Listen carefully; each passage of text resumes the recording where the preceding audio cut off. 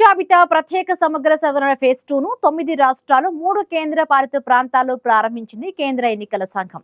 SIR పేరుతో ఎన్నికల సంఘం ఓట్ల తొలగింపునకు పాల్పడుతోందని విపక్షాలు గత కొంతకాలంగా ఆరోపిస్తూ ఉన్నాయి.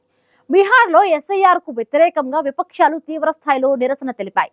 ఇక ఇప్పుడు కాంగ్రెస్ పార్టీ ఎస్ఐఆర్ కు వ్యతిరేకంగా ఢిల్లీలో భారీ నిరసన ర్యాలీని చేపట్టేందుకు సిద్ధమవుతోంది.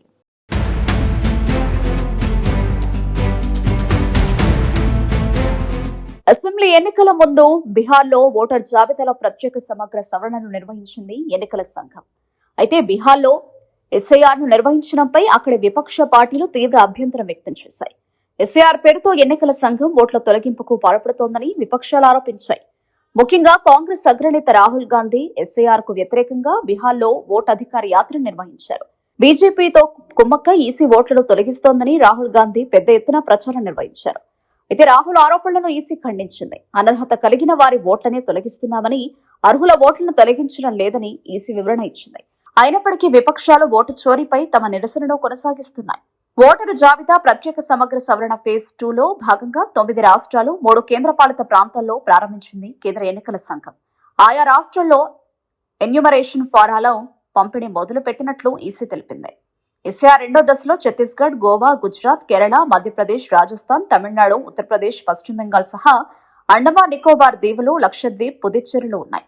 మొత్తం 321 జిల్లాలో 1843 అసెంబ్లీ నియోజకవర్గాల్లో దాదాపు 51 కోట్ల ఓటర్లను కవర్ చేయనున్నట్లు ఈసీ తెలిపింది.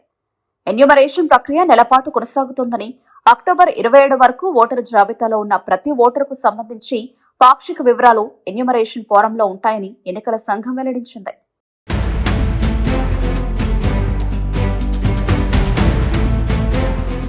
ఎస్ఐఆర్ ప్రక్రియ సజావుగా సాగేందుకు 5.3 లక్షల మంది బూత్ స్థాయి అధికారులు, 7.64 లక్షల బూత్ స్థాయి ఏజెంట్లు, 10,448 ఈఆర్, ఏఈఆర్ఓలు, 321 మంది డీఈఓలు విధుల్లో నిమగ్నమయ్యారని ఈసీ పేర్కొంది. ఈ సమయంలో ఈఎఫ్లు పంపిణీ, సేకరణ కోసం బిఎల్ఓలు ప్రతి ఇంటికి కనీసం 3 సార్లు వెళతారని తెలిపింది. డిసెంబర్ 9న ఓటర్ల జాబితా ముసాయిదాను విడుదల చేయనుండగా వచ్చే ఏడాది ఫిబ్రవరి 7న తుది ఓటర్ల జాబితా ప్రచురణతో ఎస్ఐఆర్ రెండో దశ ముగియనుంది. అస్సాంలోనూ వచ్చే ఏడాది ఎన్నికలుండగా అక్కడ ఎస్ఐఆర్ కోసం ప్రత్యేక తేదీని ప్రకటిస్తామని ఈసీ ఇప్పటికే ప్రకటించింది. ఎస్ఐఆర్ ను వ్యతిరేకిస్తూ పశ్చిమ బెంగాల్లో నిరసనలు మొదలయ్యాయి. ముఖ్యమంత్రి మమతా బెనర్జీ నేతృత్వంలో కోల్కతాలో భారీ స్థాయిలో నిరసన ప్రదర్శన కొనసాగింది. ప్రత్యేక సమగ్ర సవరణ ద్వారా ప్రజాస్వామ్యాన్ని, ప్రతిపక్ష పార్టీలను ధ్వంసం చేసేందుకు ఎన్నికల సంఘం కుటిల పన్నాగం పన్నిందని కాంగ్రెస్ పార్టీ విమర్శించింది. దీనిపై డిసెంబర్ మొదటి వారంలో ఢిల్లీలోని రామ్లీలా మైదానంలో నిరసన ర్యాలీ చేపట్టనున్నట్లు కాంగ్రెస్ ప్రకటించింది. ఓట్ల చోరీ అంటూ ఇప్పటికే ఈసీపై తీవ్ర ఆరోపణలు చేస్తున్న కాంగ్రెస్ పార్టీ ఇప్పుడు 12 రాష్ట్రాలు, కేంద్రపాలిత ప్రాంతాల్లో జరుగుతున్న ఎస్ఐఆర్ పై ఆందోళన వ్యక్తం చేసింది. కొంతమంది ఓటర్లను లక్ష్యంగా చేసుకుని వారిని తొలగించేందుకు ఎస్ఐఆర్ ద్వారా ఈసీ కుట్ర చేస్తోందని, ఆ ప్రక్రియ బీజేపీ కనుసరణలో జరగడం లేదని ఎన్నికల సంఘం నిరూపించుకోవాలని కాంగ్రెస్ డిమాండ్ చేసింది. తాజాగా ఢిల్లీలో 12 రాష్ట్రాలు, కేంద్రపాలిత ప్రాంతాలకు చెందిన పార్టీ నేతలతో ఎస్ఐఆర్ పై కాంగ్రెస్ అధ్యక్షుడు మల్లికార్జున ఖర్గే అధ్యక్షతన సమావేశం జరిగింది. ఇందులో అగ్రనేత రాహుల్ గాంధీ, పార్టీ ప్రధాన కార్యదర్శులు, పార్టీ రాష్ట్ర శాఖల అధ్యక్షులు, కాంగ్రెస్ శాసనసభ పక్షాల నేతలు, కార్యదర్శులు పాల్గొన్నారు.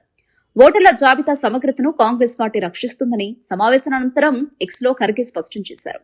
ఇప్పటికే ఎస్ఐఆర్ కు వ్యతిరేకంగా విపక్షాలు చేసే అభ్యంతరాలపై ఈసీ వివరణ ఇచ్చినప్పటికీ కాంగ్రెస్ భారీ నిరసన ర్యాలీకి సిద్ధమవుతుండటంపై రాజకీయ వర్గాల్లో ఆసక్తి నెలకొంది.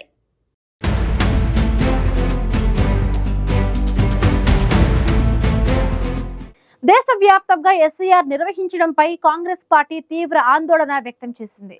ఎస్ఐఆర్ పేరుతో ఓట్ల చోరీకి పాల్పడుతోందని ఎన్నికల సంఘంపై తీవ్ర ఆరోపణలు చేస్తున్న కాంగ్రెస్ దానికి వ్యతిరేకంగా డిసెంబర్ మొదటి వారంలో ఢిల్లీలోని రామ్లీలా మైదానంలో నిరసన ర్యాలీ చేపట్టనున్నట్లు ప్రకటించడం చర్చనీయాంశంగా మారింది.